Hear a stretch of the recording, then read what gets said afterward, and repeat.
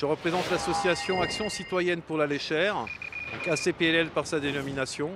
C'est un collectif qui s'est créé en 2022, qui a été repris contre l'action de l'installation du Giring. Le nombre d'adhérents actuel est de plus de 250. Nos actions sont suivies par Vivre en Tarentaise et France Nature Environnement. Nos motivations, comme vous pouvez le constater derrière nous, il y a des démolitions avec des produits qui sont reconnus dangereux par rapport à l'ancien classement Seveso de cette usine, entre autres de la silice. Nous notons qu'il n'y a aucune précaution qui sont prises vis-à-vis des habitants, des émanations de poussière. Donc tout ça, ça met en rage des parents d'élèves avec un groupe scolaire à 150 mètres, 170 mètres. Le projet initial, il était prévu à Ugine pour le recyclage certainement vertueux des déchets de Ugitech. Il était question de traiter 10 000 tonnes de matériaux sur site. 2 ans plus tard, ce projet se retrouve installé à Château-Feuillet avec 5 fois plus de matière à traiter.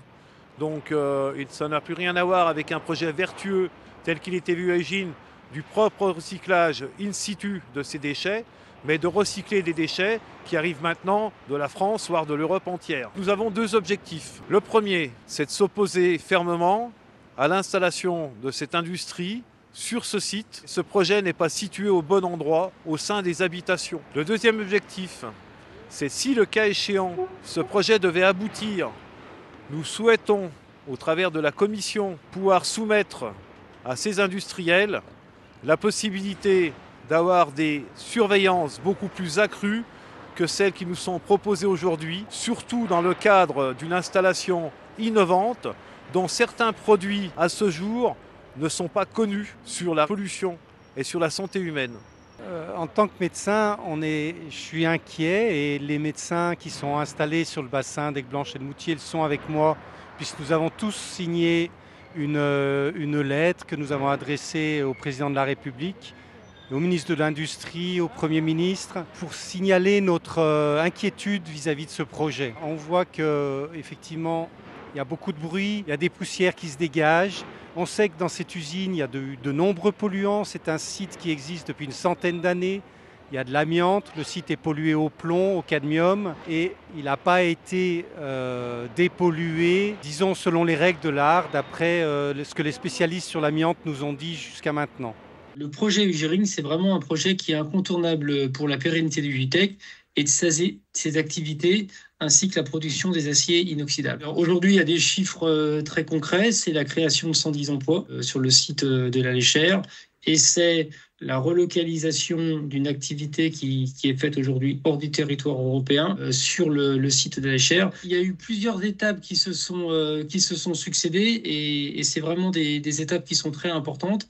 Tout d'abord, on a eu dès 2023 une première étape qu'on appelle la partie attest, donc c'est une disposition réglementaire, et ces process, ils permettent de mettre en sécurité, de faire une mise en sécurité environnementale du site. En parallèle à cette dernière, donc Ugirine a effectué des diagnostics, plus de 500 prélèvements, avant de lancer les travaux de démantèlement qui ont commencé par une première étape qui était une étape de désinstallation au mois de septembre, puis une étape de démantèlement à partir du mois de novembre. Aujourd'hui, oui, il y a en effet des enjeux qui sont des enjeux techniques et également des enjeux environnementaux.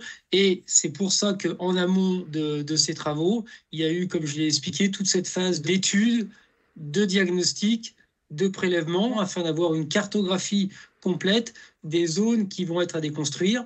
Et ensuite, et de ces éléments-là, nous avons confié cette prestation à une entreprise qui est spécialisée et dont c'est le domaine d'activité, la partie démantèlement. Ce que l'on a toujours fait, c'est qu'on a été au contact de la population lors de l'enquête publique.